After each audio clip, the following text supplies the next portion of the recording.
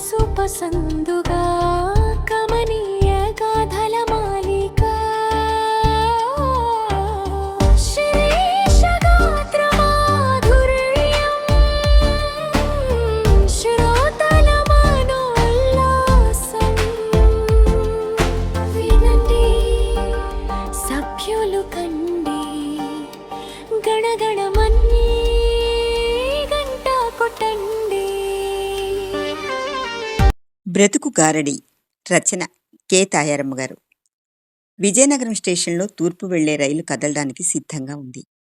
ఇది తూర్పు బండేనా బాబు అంటూ హడావిడిగా ప్లాట్ఫారం వైపు పరిగెత్తుకొస్తున్నాడు ఓ ఆసామి. అవునయ్యా, ఇది తూర్పు బండే. ఇంతసేపు మైక్లో అరుపు వినిపించడం లేదు. ఇంకెవరో వ్యక్తి చిరాకు పడుతూ అంటున్నాడు. మళ్ళీ అనౌన్స్మెంట్ వినిపించింది. ఏమయ్యా, అలా టీవీ చూస్తూ నిల్చుంటే నీ సామాన్లు గోవిందా, అదిగో బండి బయలుదేరుతోంది. ఒకరు ఇంకొకరిని గట్టిగా కసురుతున్నారు. అంతా హడావిడి. ప్యాసింజర్ బండికే అంత హడావిడి ఎందుకో? సినిమా పత్రిక తిరగేస్తున్న ఓ నాగరికుడి ఆర్గ్యుమెంట్. ఏమిటో ఈ ప్రయాణాలు, ఈ బంధాలు, ఈ చుట్టరికాలు. ఎప్పుడో ఒకప్పుడు ఏ మనిషికైనా పెద్ద ప్రయాణం తప్పదు. ఓ తాత్వికుడి వేదాంత ఘోష. బండి కదిలింది. ఇంతలో కదులుతున్న బండి వైపు ఓ వ్యక్తి పరిగెత్తుకొస్తున్నాడు. ఏం బాబూ, ఇంతసేపు ఒంటిమీద తెలివిలేదా? వేగం ఎక్కువ, లేకపోతే పడిచేస్తావు. ఇంతవరకు ఆగిన వాళ్ళలో ఒకడంటున్నాడు. అతను హడావిడిగా వచ్చి రైలు ఊచలు పట్టుకుని ఎగబాకాడు. ఏంది పిచ్చయ్యో, ఇట్టా పరిగెత్తుకొచ్చావు? కొంపతీసి ఏ పోలీసులైనా వెంట పెడతారేమిటి? జనం మధ్యలోంచి ఒకడన్నాడు. అతని పెదాల మీద శుష్కహాసం వెలిగింది. నిజమే, తను పిచ్చయ్యే. అందుకు తన ఆకార వికారాలే సాక్ష్యం. ఓ సీటు వెతుక్కు కూర్చున్నాడతను. అలసటతో అతని గుండె దడదడలాడిపోతోంది. ఎంత దూరం నుంచి పరిగెత్తుకొచ్చాడు. నుదుట పట్టిన చెమటను సుతారంగా తుడుచుకున్నాడు. బండి వేగాన్ని పుంజుకుంది. ప్రయాణికుల హడావిడి తగ్గింది. ఏ ఊరు మంది? ఎవరో ప్రశ్నించారు. తడబడ్డాడతను. ఏం చెప్పాలి? ఒత్తుగా పెరిగిన గడ్డం, ఆ గడ్డంలో అక్కడక్కడ వెండి తీగల్లాంటి కేశాలు, గుబురుగా పెరిగి ఉన్న జుట్టు, ఎండి బీటలు వారిన పెదాలు, పీక్కుపోయిన ముఖం, లోతుకుపోయిన కళ్లల్లోంచి చిన్న వెలుగులు మాత్రం ప్రసరిస్తున్నాయి. అతని చూపులు శూన్యంలోకి గుచ్చుకుంటున్నాయి. ఆ చూపుల వెనుక ఏవో సజీవ సత్యాలు దావుడుమూతలాడుతున్నాయి. అతను నల్లని రగ్గులాంటిది కప్పుకున్నాడు. చేతికి పెద్ద సంచి లాంటిది వేలాడుతోంది. ఇంకో చేతిలో ఓ కర్ర. అతని వయస్సు కనుక్కోవడం కష్టం. బ్రతుకు బరువులో విసిగి వేసారిపోయి ఈ సువిశాల విశ్వంలో ఏడకో పారిపోయి తిరిగి అగమ్యగోచరమైన దారిలోకి వస్తూ వస్తూ ఎక్కడికి ఎక్కడికి? జీవన విహంగం ఎగిరిపోక మునిపే ఆ నిజం బయటపడాలి. 14 సంవత్సరాల తర్వాత వస్తున్నాడు తను. ఎవరికోసం? కని పెంచిన తల్లిదండ్రుల కోసమా? తోబుట్టువుల కోసమా? కాదు కాదు. మరి ప్రేమనే మత్తులో ముంచి చివరికి మరి ఊహించలేకపోయాడు. ఏదో స్టేషన్లో బండి ఆగింది. తూర్పు వెళ్తున్నారా? ఏ ఊరు? తూర్పు బండి తూర్పుకి కాక పడమటికి వెళ్తుందా? ఎండిన పెదాల మీద జీవంలేని నవ్వు. ఇచ్చాపురం దగ్గర ఏదో పల్లెటూరు. అది ఎవరిది? ఎవరున్నారక్కడ? తన ప్రాణం దెబ్బతిన్న తన హృదయం. భగవాన్! చేతితో కణతలు రుద్దుకున్నాడు. దగ్గుతెర ముంచుకొచ్చింది. తను ఆయుసూత్రం గట్టిదే, లేకపోతే ఈసరికే తెగి ఉండేది. తూర్పు బండి కదిలింది. మళ్ళీ సీటుకి చేరబడ్డాడతను. ఆశలు నశించిన ఆ కన్నుల్లో ఎన్నో జ్ఞాపకాల వలయాలు, స్మృతులు, పరిమళాలు. ఏ దివ్యలోకాలకో ఎగిరి వెళ్లి క్షణాల్లో తిరిగి వచ్చే పిచ్చి మనస్సు. ఆ మనసు వెనుక వికటాట్టహాసం చేసే యథార్థ సజీవ సత్యం. ఆ ప్రాణం ఎవరు? ఆ మరపురాని ఆ మధుర దృశ్యం ఏది? ఆ రాగవాహిని ఎవరు? ఆమె దేవకి. తనని మురిపించి వలపించి జీవితాన్ని తీయగా కోరికగా మిగిల్చిన ఆమె దేవకి. భావోద్వేగంతో అతని ఎడద ఎగిసిపడుతోంది. జ్ఞాపకాల తెరలు అతని కనులకి అడ్డు తగులుతున్నాయి. ఆ జోలెలాంటి పెద్ద సంచిలోంచి అట్టడుగున ఉన్న ఓ కార్డు తీశాడు. అది కొత్తగా ఉంది. గోల్డ్ కలర్ అక్షరాలు మిలమిలా మెరుస్తున్నాయి దానిమీద. వాటినే పరిశీలనగా చూస్తున్నాయి అతని కళ్ళు. అది ఓ వెడ్డింగ్ కార్డు. దాని వయస్సు 14 సంవత్సరాలు. చీసౌ దేవకి, చి వసుదేవ్. ఎంత అందంగా కలిశాయి ఆ పేర్లు. గతం వర్తమానాల మధ్య ఊగిసలాడింది అతని మనసు. భవిష్యత్తు లేదు. మీ ఆయుర్దాయం ఇంకా 6 నెలలే. మీకెవరైనా ఉంటే అక్కడికి వెళ్ళండి. ఏ డాక్టరు రోగి ముందు అలా చెప్పడు. కానీ తన హీనస్థితి డాక్టర్ చేత అలా చెప్పించింది. నిజాన్ని నిర్భయంగా చెప్పేవాళ్ళంటే తనకిష్టం. దాగుడు మూతలు తనకి నచ్చవు. దేవకి విషయంలో అదే జరిగింది. ప్రాణ స్నేహితుడు రాజు చెప్పిన మాటలు తను నమ్మలేదు. బంగారు భవిష్యత్తు మాడి మసైపోయింది. అవమానాన్ని భరించలేని తను ఏ సుదూర తీరాలకో పారిపోయి దాక్కున్నాడు. తనని తానే హింసించుకున్నాడు, నిందించుకున్నాడు, తిట్టుకున్నాడు, పిచ్చిగా జుట్టు పీక్కున్నాడు. చివరకు పిచ్చయ్యగానే మిగిలిపోయాడు. తనది సెల్ఫ్ శాడిజం. ఒకప్పుడు తూర్పుబండంటే ఎంతిష్టం. తను, దేవకి ఖాళీగా ఉన్న ఆ పెట్టెల్లోకి ఎక్కి ఎంతో చక్కగా ఆడుకునేవారు. తను డ్రైవరు, దేవకి గార్డు. అప్పుడు తమ వయసులు 7-8 సంవత్సరాలు మాత్రమే. తన తాత పేరు వసుదేవయ్య గారు. తనకా పేరే పెట్టారు. తను వసుదేవ్. చిన్నమావయ్య కూతురు దేవకి. ఆమెకా పేరు ఎలా వచ్చిందో దేవకి తన కోసమే పుట్టిందట. అమ్మ చెప్తూ ఉండేది. ఇప్పుడు ఆ అమ్మ ఏది? కాలగర్భంలో కలిసిపోయి 4 ఏళ్లయిందట. ఎవరో చెప్పారు. వెచ్చని కన్నీటి బిందువులు చెక్కిళ్ల మీదుగా జారాయి. విచిత్రం, ఇంకా తనకి కన్నీళ్లున్నాయా? తండ్రిని పోగొట్టుకున్న తను, భర్తని పోగొట్టుకున్న అమ్మ అందరికీ చులకనే. తనకి బాగా జ్ఞానం వచ్చే వరకు తను, అమ్మ చిన్నమావయ్య ఇంట్లోనే ఉండేవారు. దేవకి తను ఒకరినొకరు విడిచి క్షణకాలం కూడా ఉండేవారు కాదు. ఏ పదార్థం తెచ్చినా బావా కాకింగిలి చేసి పెట్టవా అంటూ ఉండేది దేవకి. అప్పుడు చిన్నమావయ్య ఇచ్చాపురం దగ్గర ఓ చిన్న పల్లెటూళ్ళలో స్టేషన్ మాస్టర్గా పనిచేసేవాడు. ఆ ఊరి పేరు చిన్నూరు. అక్కడో రైల్వే స్టేషన్. తను, దేవకి ఒకరంటే ఒకరు ప్రాణం ఇచ్చుకునేవారు. తనకంటే 2 ఏళ్లు చిన్నది దేవకి. ఉన్నట్టుండి నాన్న తరఫువారి నుండి కబురొచ్చింది అమ్మకి. ఆస్తి అంతా అమ్మ పేర రాసి తాతయ్య పోయారట. వృద్ధాప్యంలో ఉన్న మామగారిని వదిలి పుట్టింటికి వచ్చినందుకు బాధపడింది అమ్మ. ఎక్కడ ఉండవలసిన వాళ్ళు అక్కడే ఉంటేనే అందం. అనుక్షణం చిన్నత్తయ్య సూటిపోటి మాటలు. ఏమీ చేయలేని నిస్సహాయ స్థితి చిన్నమావిది.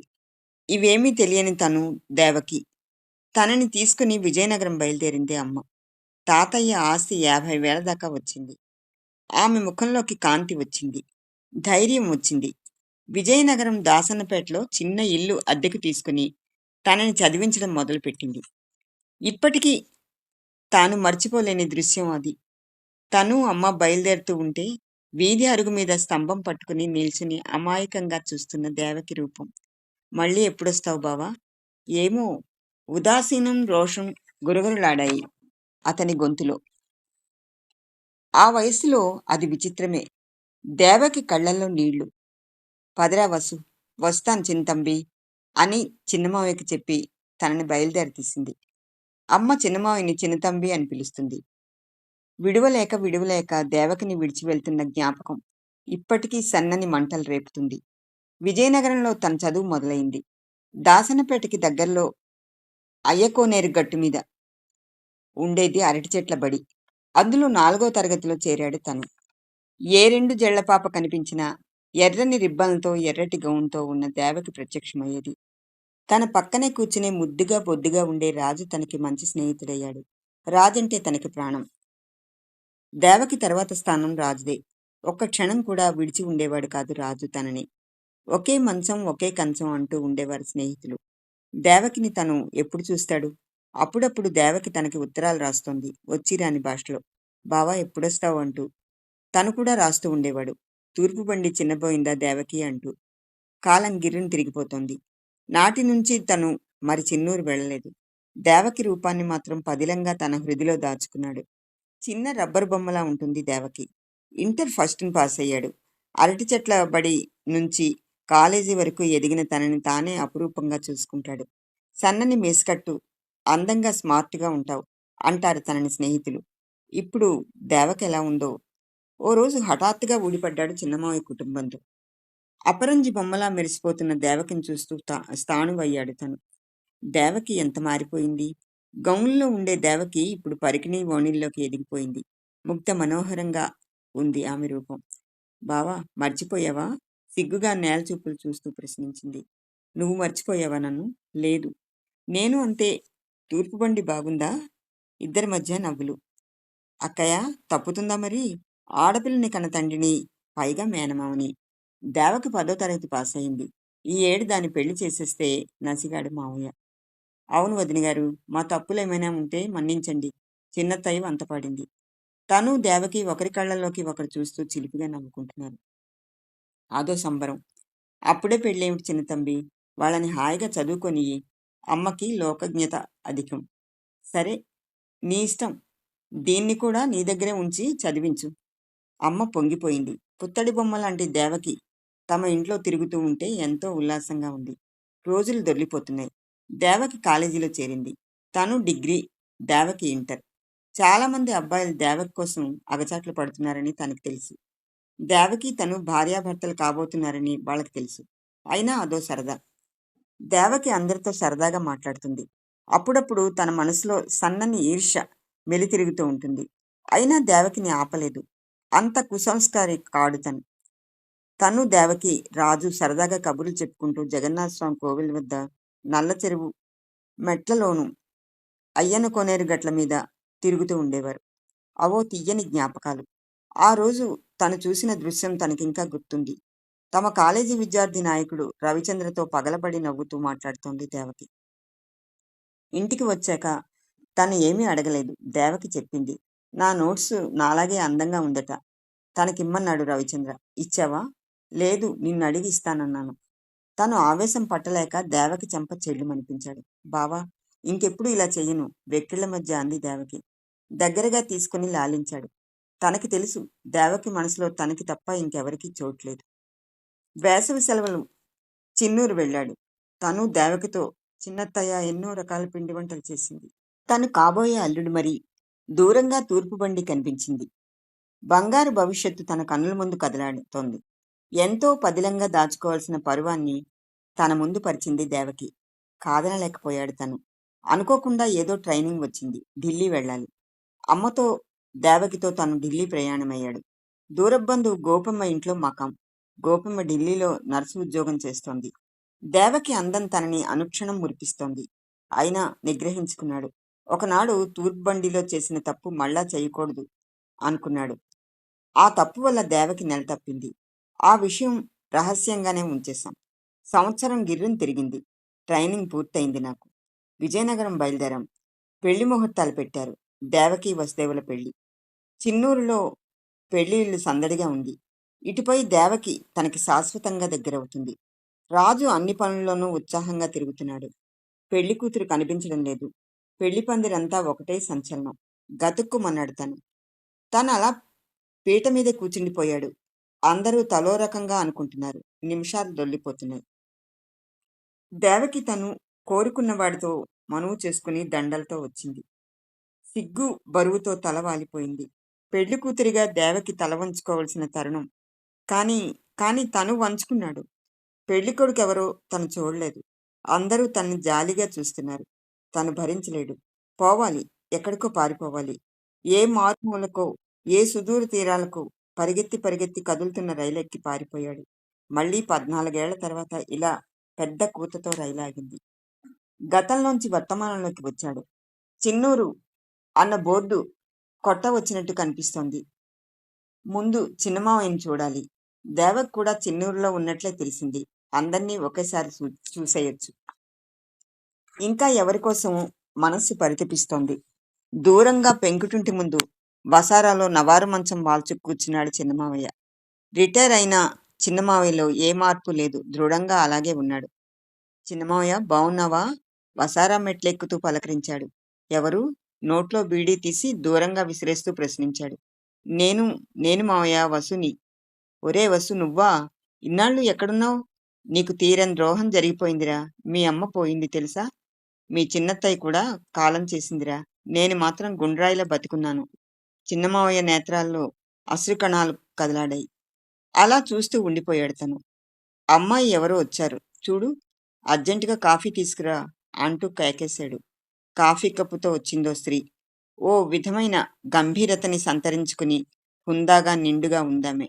కళ్ళు వెడల్పు చేసుకుని చూశాడు తను. తనకు చిరపరిచితాలైన ఏవో పోలికలు. ఆమె దేవకి. సంపూర్ణ గృహిణత్వాన్ని సంతరించుకుని నిండు గోదారిలా ఉంది. దేవకి గొంతులోనే ఆగిపోయింది ఆ పిలుపు. దేవకి, బావ వసుదేవుడు, చిన్నమావి చెప్పాడు. ఆమె ముఖంలో ఆశ్చర్యం తొణికిసలాడింది. బావా! ఆమె పిలుపు కూడా గొంతులోనే ఉండిపోయింది. ఇద్దరి చూపులు క్షణకాలం ఢీకొని అంతలోనే విడివడిపోయాయి. ఎవరికోసమో తన కళ్ళు వెతుకుతున్నాయి. ఒరే వసూ! నిన్ను నీ బ్రతుకుని అపహాస్యం పాలు చేసిన దేవకి మహత్తరమైన శిక్ష అనుభవిస్తోందిరా. ఏమిటి చిన్నమావయ్య?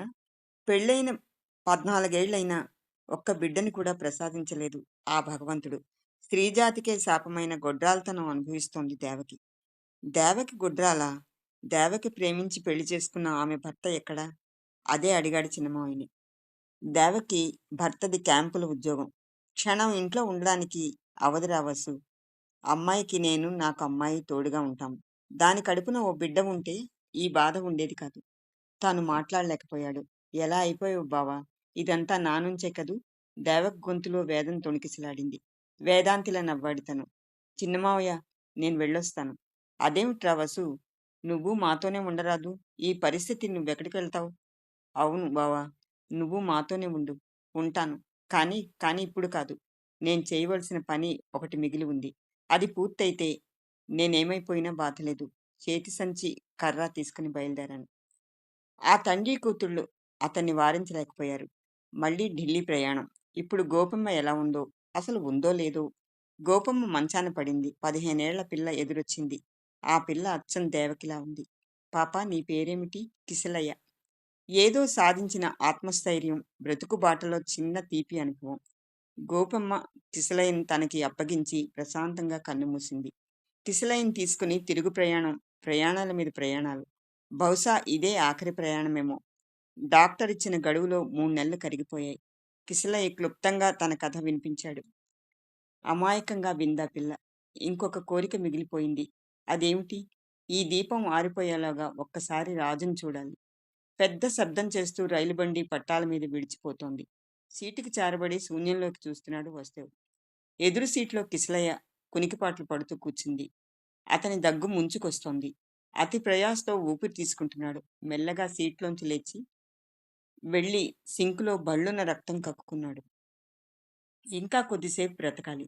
చిన్నమామకి నిజం చెప్పాలి. దేవకి గుడ్రాలు కాదు. టికెట్ టికెట్ కిసలయ్య దగ్గరగా వచ్చి అడుగుతున్నాడు టికెట్ కలెక్టర్. బెదురుతూ తన వైపు చూసిందా పిల్ల. కళ్ళు మగతగా మూసుకుపోతున్నాయి. నిస్సత్తువుగా నిండుగా ఆవరించింది. జేబులు తడిమి టికెట్ బయటికి తీశాడు. ఇవాళ కిసలయ్య కోసం తను టికెట్ కొన్నాడు. టికెట్ తీస్తూ అతని ముఖంలోకి చూశాడు. ఆశ్చర్యంతో అతని గొంతు పూడుకుపోతోంది. నువ్వు రాజువు కదూ? వస్తేవ్, నువ్వా? ఎలాంటి వాడివి? ఎలా అయిపోయావు? జీవితాలు ఎంత చిత్రమైనవి! విధి ఎంత క్రూరమైనది! పద, మా ఇంటికి వెళదాం. రాజు, నన్ను క్షమించు. నేను రాలేను. నా బ్రతుకు ఇక కొద్ది రోజులే. నిన్ను చూడాలనుకున్నాను, చూశాను. ఇక నేనేమైపోయినా పర్వాలేదు. ఈమె నా బిడ్డ. ఈ పాపని నీకు బహుమతిగా ఇస్తున్నాను, స్వీకరించు. లేదా లేదా శ్రమ అనుకోకుండా ఈ పాపని నా దేవకి దగ్గరికి చేర్చు. దేవకి గొడ్రాలు కాదు. గుండె గట్టిగా పట్టుకుని సీటుకి చేరబడ్డాడు. రాజు, నువ్వెళ్ళు. నిన్నీ పరిస్థితిలో పర్వాలేదు. నువ్వు వెళ్తేనే నాకు సంతృప్తి. వెనుదిరిగి వెళుతూ అలా కనుమరుగవుతున్న రాజుని కిసలయ్యని చూస్తూ నిశ్చింతగా ఊపిరి తీసుకున్నాడు వస్తేవ్. తన బ్రతుకు మదిలే అయిపోయింది. ఈ బండి గమ్యం చేరే వరకు అది ఉంటుందో ఉండదో. ఆఖరి క్షణం వరకు తనని పట్టి పీడిస్తున్న నిజం ఒక్కటే. తను గ్రహించలేని నిజం. తను ఊహించిన నిజం. దేవకి భర్త ఎవరో కాదు, రాజు. సమాప్తం.